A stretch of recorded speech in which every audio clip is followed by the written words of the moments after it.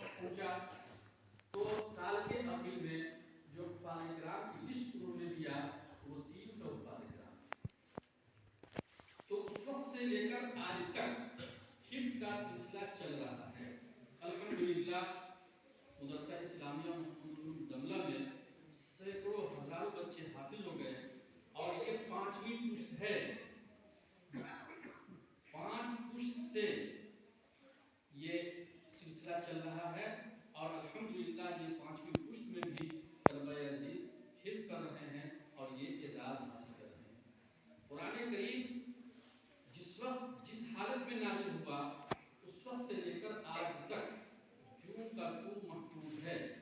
قرآن کریم کے الفاظ بھی محفوظ ہیں, قرآن کریم کے معانی بھی محفوظ ہیں اور اس کا لب و لہجہ بھی محفوظ ہے.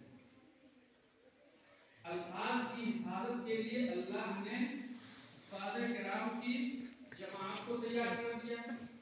معانی کی حفاظت کے لیے اللہ نے علماء کرام کی جماعت پیدا کر دی اور اس کے لب و لہجے کی حفاظت کے لیے قرائے اعظام کا وجود ہوا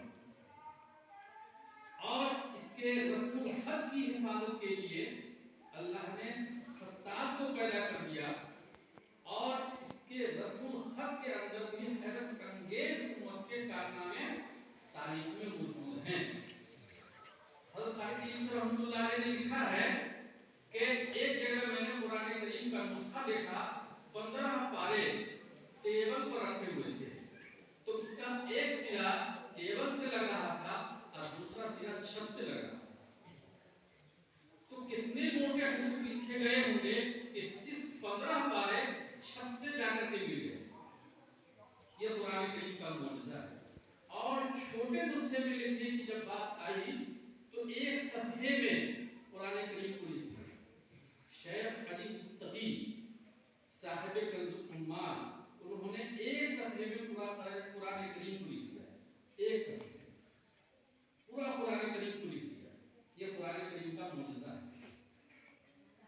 کہ پھیلا کر لکھنے کی پر آئے تو 15 پارے کو ٹیبل سے چھت تک پہنچا دیا اور مختصر کرنے کو آئے تو تعویذ بنا دیا. اور ایک مختصر نسخہ ہم نے دھنلی دربھنگا میں حضرت مولانا شمس اللہ صاحب دامت برکات کی مسجد میں دیکھا ہے. ایک فریم لگا ہوا ہے, جو اس مسجد میں ایک فریم لگا ہوا ہے وہ دائمی اوقاف, اس سے تھوڑا بڑا فریم ہے, پورا قرآن کریم اس میں لکھا ہوا ہے. یہ قرآن کریم کا معجزہ ہے. اور بڑی عمر میں بھی یاد کیا اور لوگوں نے چھوٹی عمر میں بھی یاد کیا.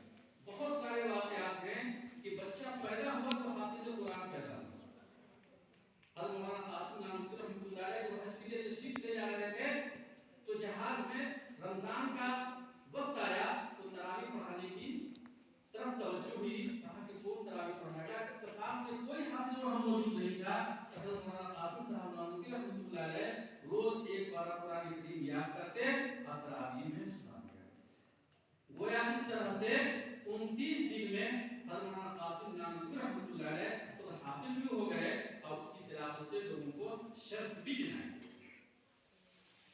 تو چھوٹے چھوٹے بچے قرآن کریم کو یاد کر لیتے ہیں. یہ قرآن کریم کا معجزہ ہے. مولانا ابراز صاحب